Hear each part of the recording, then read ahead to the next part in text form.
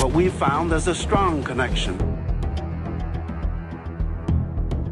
One of deadly violence and organized crime.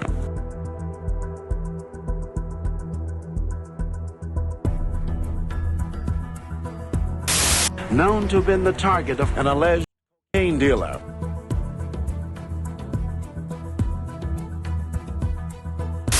It's glamorous, it's fast, it's fun city. I would rather deal with organized crime than disorganized crime. Because in disorganized crime, everybody's out there doing whatever they wanted to do. In organized crime, only certain people could do it.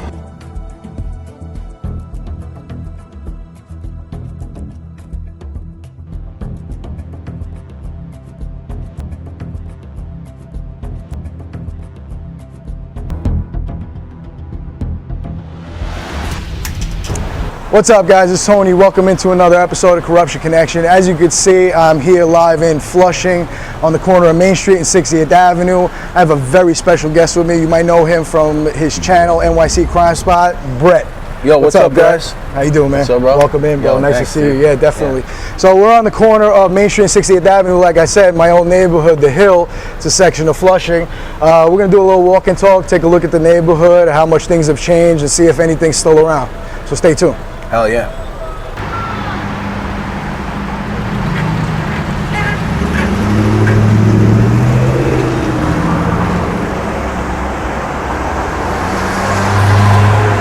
What's up, guys?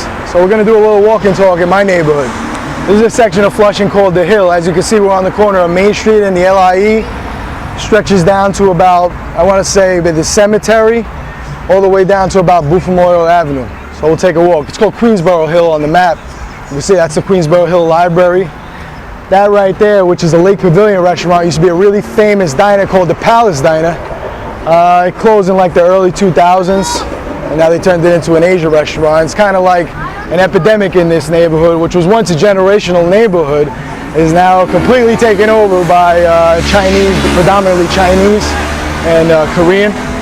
So we're gonna take a little walk, and I'm joined today by a very special guest, as I said before, Brett Crimespot. He's got the camera for me. What's up, Brett? Going on? We're just gonna do a little walking down Main Street, hit a couple of the spots, and then we're gonna go to one of my favorite pizzerias that I grew up on, Phil's and Sons. It's been there for 30-something years. Best specialty slices in Queens and the city, if you ask me. Amazing chicken rolls. We're gonna go check that out after a little walk and talk. Sounds like a deal. Hey, let me ask you something though. Why do they call this The Hill? If you look at it on the map geographically, from College Point Boulevard comes up this way, from Jewel Avenue comes up this way, and from Main Street comes up this way. And if you go towards Casina this way, so it's north, south, east, and west, all of the streets kind of go like this to where we are now, so it's kind of like placed as a hill. That's how it got the name, Queensboro Hill. Right here in front of this spot right here, if you turn the camera around, Brett, this is the Quick Stop. A lot of the guys used to hang out in here. It's like our neighborhood bodega. It's like the local bodega for the neighborhood, you know. Right next to it right here was an Italian restaurant. I can't remember the name off the top of my head.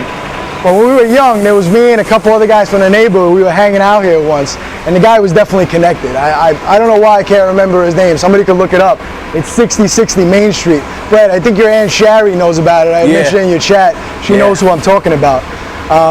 But one night we were hanging out here. It must have been like 10, 11 o'clock at night, and they were just closing up. And we were here, you know, just a bunch of guys from the neighborhood hanging out. And you see one of the waiters walk out, and this older Italian gentleman who owned this spot comes out and just starts smacking this guy across the mouth. We called them guinea backhands. Smacking him, bitch smacking him, bah, bah, left and right, whatever. Grabs the guy, he had like a messenger bag, grabs the messenger bag, pasta goes flying everywhere. The guy was stealing from him. Told him, he's like, fuck you, I don't can kill you, whatever. It was wild stuff.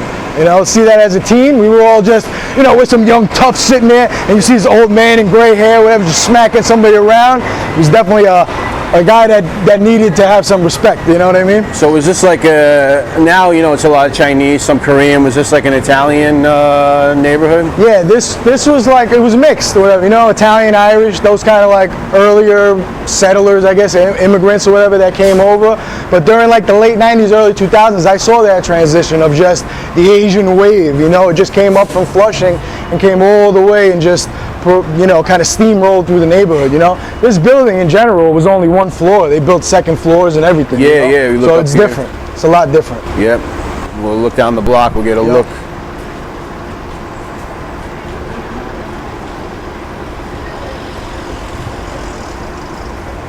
So where we headed now? So we'll take a walk down here. This is the main strip, I guess, of the neighborhood. 60th Avenue and Main Street. And right across here, you'll see the Young Fox supermarket. That was once a Key Food. And if anybody knows about Key Food, it was owned by Taps. Taps' parent company, Patsy Conte, had about a 25% stake in. He was a captain in the Gambino crime family. So growing up, I talk about this in my interviews and on my channel as well, how I would go in there as a kid and there was a bunch of wise guys in there all the time. Guys in suits, regular guys that would give me bologna and stuff from the deli counter and stuff. They were good guys, you know. I didn't see that bad side to them, not until I got older and I realized who they were. But I used to go in there with my grandmother, you know. Old Italian lady from the neighborhood. Nobody bothered us. It was a safe place. This spot right here, we used to hang out a lot in too. This was the candy store. We called it Charlie's. Charlie owned it or whatever. He was one of the first pioneers. The only Chinese guy to actually own a business in a neighborhood that wasn't predominantly Chinese. He was like one of the first early settlers. Yeah. That blue box right there has got to be like 40 years old. I used to sit on that box. There's probably pictures of me sitting on that box. Yeah. This right here was a pet store. And then next to it, where you see Cocoa Roaster or whatever, was a pizzeria. And there's a story about that. During like the early 2000s, I believe, I was like a teenager, and the owner of the pizzeria was getting extorted by some wise guys. And he told them I wasn't paying. You know, he was off the boat Italian guy. He was like, no, I'm not paying or whatever. And then, you know, they were like, all right. They broke into the pet store. I'll never forget, I saw this on the way to school. My father and I used to stop at this spot called Bagel Rolls. We used to get breakfast and stuff, and I went to school down there, PS 219 by John Bowne, Queens College. So they broke into the pet shop, broke through the wall, and vandalized his whole pizzeria or whatever, because he had such a secure gate and everything like that. Right. He was thinking he was safe, and that's how they got him. Yeah, he was pissed. I'll never forget. His name was Luciano. Yeah, I don't know what happened to him, man. After that, he disappeared, man. He really wanted to. He wanted to kind of go after those guys. He was upset. You know, I don't know the whole story. A lot of people probably do. This Chinese spot's been here forever. It's been here for a long time. I don't know if the same guys still own it. Hey, is Jim here? Jim still here? Jim is on delivery. Jim is on delivery. Yeah. Jim's been here for, how long has Jim been here? Like 15 years, 20 years? Oh, Jimmy? Yeah, Jim. Been here? I don't know, maybe 5, 10 years. Nah, longer than that. You're new. I don't know this guy. He doesn't know. Jim's on delivery or whatever. Jim has been in this neighborhood for 5. This was, you know, the grease food Chinese food spot. This was the spot. This was it. You had the Chinese food spot and the pizzeria. All these other restaurants weren't here. It was a totally different neighborhood. Young Far Extended, that used to be a body shop, a tire shop over there. The bank was always there, I believe. Jim! Hey, how are you? How you been? Oh, you know your way. Long time, huh? How are you? This is my friend Brett. We're filming a documentary. This is Jim right here. Jim, how long you been here? More than 15 years. I told you. This guy said 5. I knew he was wrong. I know this guy for a long time. It's the best Chinese food spot in all of Flushing, if you ask me. Everything. It's all Outtro. You see one of those menus right there? When you see this menu, that's when you know it's good. Right, Jim? What's your favorite thing on the menu, Jim? What's your favorite thing? What's the best thing? What do people eat here? What's the best? Chicken wing. Chicken wings. Best chicken wings. You heard it from Jim himself. Yeah. Good to see you. Good to see you, my friend. Thank you. Yeah, definitely. Bye. See you later, Jim. I can't remember off the top of my head what the store was, but I know this was the hardware store, local hardware store we had here. And then this spot, which you'll still see the sign, it's Ace's Bagels now, I think it's called, but it was called Bagel Rolls back in the day. This was standing room only as far as a breakfast spot. The line was out the door. Everybody got in there to get the 2-egg bacon and cheese. Angelo, 2-egg bacon! Like everybody knows Angelo was in the back. You know, it was a good spot. You know, definitely a good spot. And you got the liquor store over here, the laundromat. If you look at the laundromat, if Brett can get a picture of the signs up there, you can see how old they are. Those are the original signs. That liquor store and the laundromat right there. Oh yeah, 7 a.m. to midnight up there. Yeah, you see it in the liquor store sign? Yeah. So there's still little remnants of the way the neighborhood was. Yeah. But for the most part, it's completely different, man. It's 100% Asian now, or at least 99% Asian, you know? Besides that, whatever, you know, we're gonna take a walk a little further down. We're gonna visit another hangout spot that a lot of the guys used to hang out at, and we'll check out Phil's Pizzeria. Sure.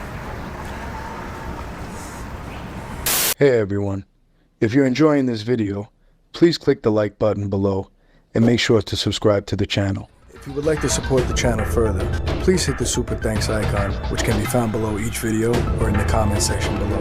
If anyone is interested in becoming a Connected member, click the join button to gain access to rare pictures of organized crime figures, untold stories, and exclusive behind the scenes footage. Thank you. Now let's get back to Corruption Connection. So like the neighborhood has changed a lot. Some of the houses still look the same, but a lot of the construction is different. If you see this house right here, the gentleman who lived in this house was a really good family friend of mine, Louis Izzo. A lot of people from the neighborhood knew who he was. He was a guy who came over from South Jamaica. You know, he was a veteran, went to the army, I think, grew up, you know, tough, whatever, with those Ozone Park kind of people or whatever, you know, back in like the 50s. Ended up moving over to Flushing, and as you can see today, this has like an Asian garden or whatever, you know. It's just another sign of the generation just fleeting, you know, like who knows that this is Louis Izzo's old house and stuff like that. And my Aunt Claire used to live, my mother's Aunt Claire actually used to live in that building right there on the corner.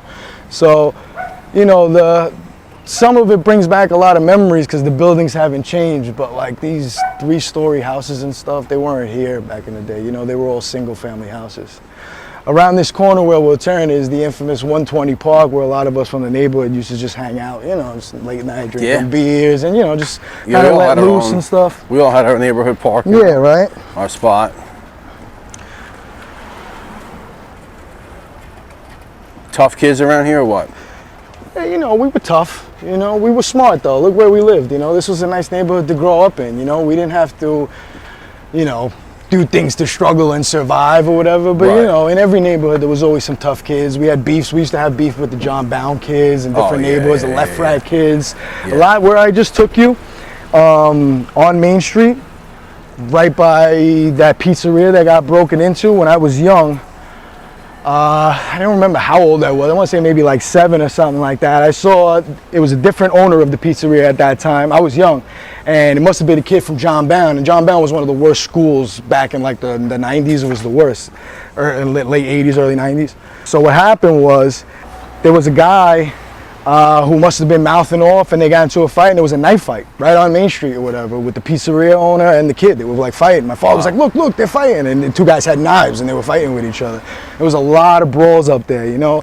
This neighborhood, if you ask, like it was probably a generation before me, like down that way, like Louis Ferrante, the guy, whatever, he's on Reeves Avenue. But, you know, there's a lot of guys that came from this neighborhood, you know, as far as like tough guys and stuff. There's a rich mafia history, you know. I don't want to mention some names because they're still around, but they come from Flushing, you know. If you look to the left, coming up here, that was 120 right there, the park. I don't know if you want to take a walk by. It looks like it's under construction. That's the elementary school? The playground, yeah. Let's walk by real quick. You went to the school? No, I went to 219, which was down there. I used my aunt's address because it was closer. I should have went here, but I didn't because I grew up literally right down the block. Okay. Yeah, but the neighborhood in general, some of it you can see the remnants of the old houses, like with the old siding and stuff. But then if you look over there, you see the monstrosities that they built. Yeah, a lot of these things in Queens, you know, they're taking the old houses down and they're putting up, you know, whatever that is over there. Actually, that looks like it might just be refaced. Yeah, I'm talking about the one over there, look. The one next to it. That one over there, yeah. Like that's refaced. That looks like its original house. Over here, like I said, it's called the Hill. All of these had big steps to get up because it was like sloped, you know. So like this one was never there. Oh yeah, that's a new one. So this is a house, a lot of us used, the owner of the house here was so cool, man. Like we used to stay here all night and like drink beer and smoke and whatever kids do, whatever, you know, and sit right here. And he was the nicest guy. As long as like we weren't too loud like in nighttime and we definitely didn't leave any mess or whatever, he'd let us sit here and hang out. He was cool, you know. But this looks really different than when we were hanging out. None of this was here. It was just basically an open playground, you know. And now it just, look at it. It's got a track. It's got a jungle gym. Yeah, it looks pretty cool. Yeah, they definitely redid this. A chess table. This is all redone. Yeah, look at this. The entrance was right here. You know, it looks very different. Interesting. It's very different. This was a spot, man. This was 120.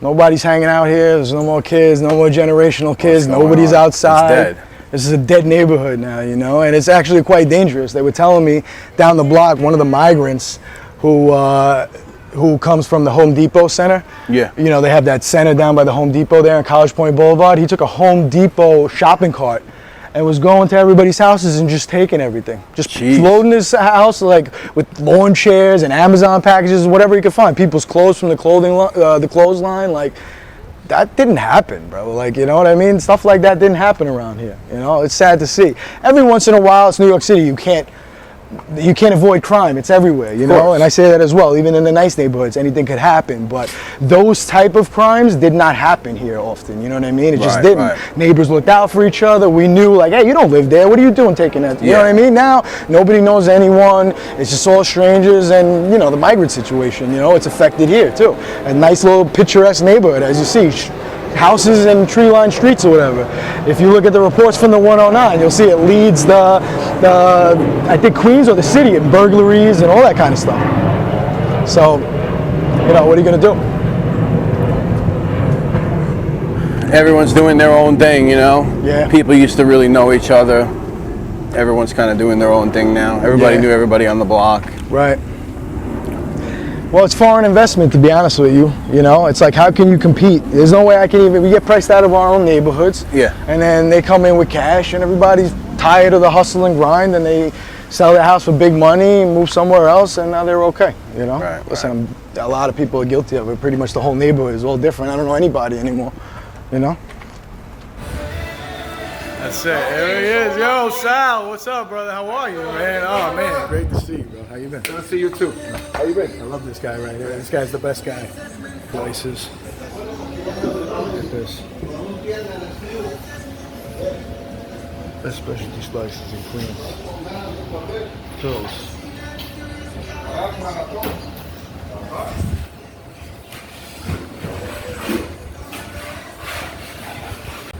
What's up, everybody? So welcome in. We're here at my favorite pizzeria. I grew up on this food, Phil's and Sons on Main Street, 5729 Main Street, Flushing, Queens. If you haven't been here, you have to come. Right behind me, this guy right here is Sal, owner proprietor of Phil's and Sons. Sal, what's up? What's up? You good, bro?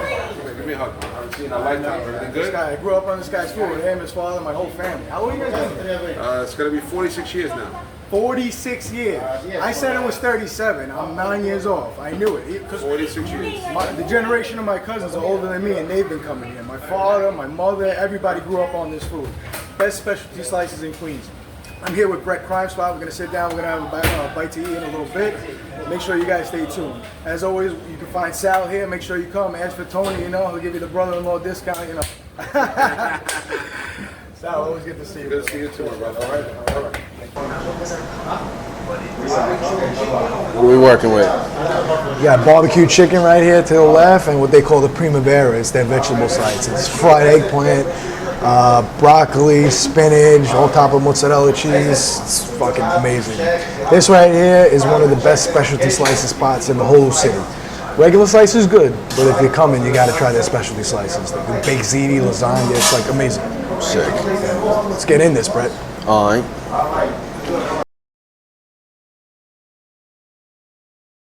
All right, so what do we got here? Barbecue? All right, so we got barbecue chicken on this side and we got primavera on the other side. I'll try this primavera. This is like a mini pie, huh? Yeah, this is like a little mini pie. I wanted you to have it fresh so that way you could taste it, but I don't know if we can knock down a whole pie, man. Holy I don't moly. eat like that anymore, you know? This Look is at hot. this thing. Look at this thing. This is hot, bro. Salute, man. Salute. No flop either, and it's heavy. Man. I'm telling you, look at this. And this is heavy right here. Knock, knock. Wow.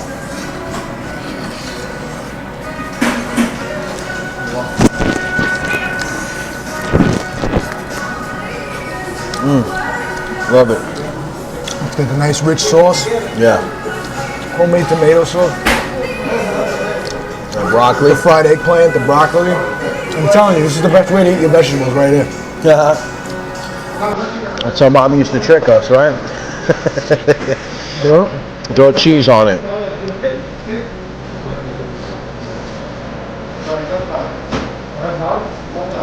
Yeah, that's good. It's got eggplant too, huh? Right? Fried eggplant is my favorite.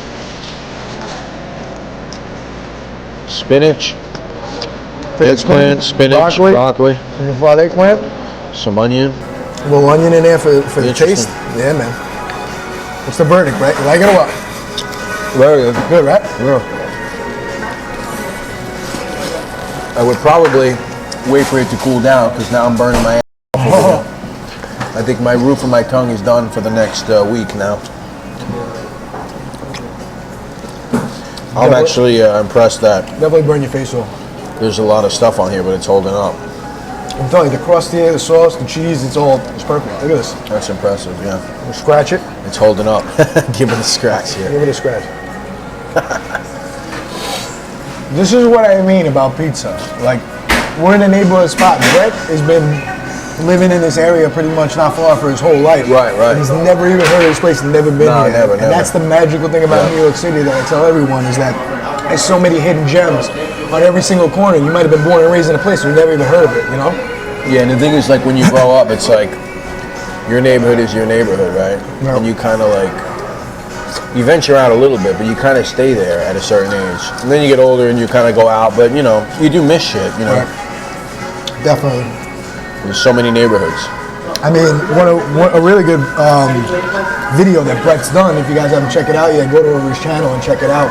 He's got a little new segment called Crimespot Eats. Thank you, yeah. Yeah, definitely. And we went over to this place. It was like a really old sausage and pepper truck in the middle of East New York. I'm like, bro, I've lived in the city my whole life. I've never heard of that. It's something that's been around since '78. What was the name of it? Policaris? Policanos. Policanos? Policanos, yeah. And there's a John Carneglia quote right on the truck, so you know that's right. legit. That's right. So you know that's legit. Yeah, it's right. It's right by like the hole. Right by the hole, yeah, where Johnny did a little dirty work, you know. 3 capos action. That's right. All right, so what do we got now? All right, so let's move on to the barbecue chicken. All right, Let's see cool. what we're talking about here. Oh my goodness. Look at this thing. Fucking killing me over here, bro. Look at this. No Jesus flop. Christ. And look how much chicken is on this thing. Look at this. Wow. Well,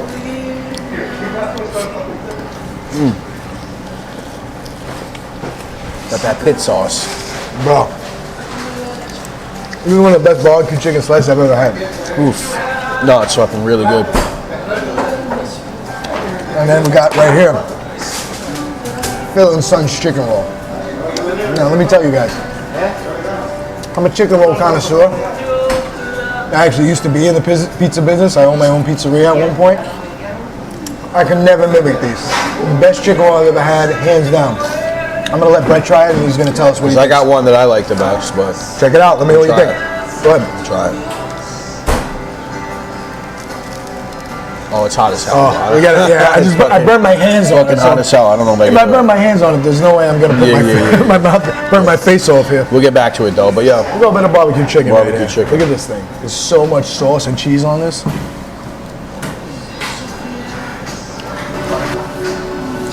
And so the final thing on the menu here is pretty much like a dessert. Because I'm like, I don't know how we even managed to eat all this, but the famous chicken roll from Phil's. Salud, Brett.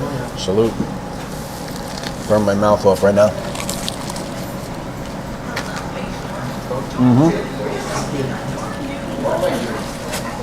It tastes good. Just like there's wine in this. The cheese that he uses. It's like not regular mozzarella. I'm telling you, hands down. Well, that's good. My favorite chicken roll in the whole city. You guys got chicken rolls by you or what? Look at this. You know about this. Phil and Sons? Phil and Sons. Phil and Sons, 5729 Main Street, Flushing. Come and check them out. Cheers, guys. Tell them Tony sent you. So that's a wrap, folks. I really want to thank everybody for tuning in. I also want to really give a special thank you to New York City Crimespot, Brett, for coming out and sharing this with me, man. Definitely. Appreciate it, man. And as you can see, we are outside of Phil, Main Street, 5729. That's where we had all that great food. Make sure you stop by and come say hello to Sal and the guys. Tell them Tony sent you, Corruption Connection. And we'll see you on the next one. Yeah, everybody have a good night. Bro. Thanks again, Awesome Brett. time, Yeah, bro. definitely, bro. Without For a doubt. sure. All right. Thanks for watching. I'm your host, Tony Handsome, and this is Corruption Connection.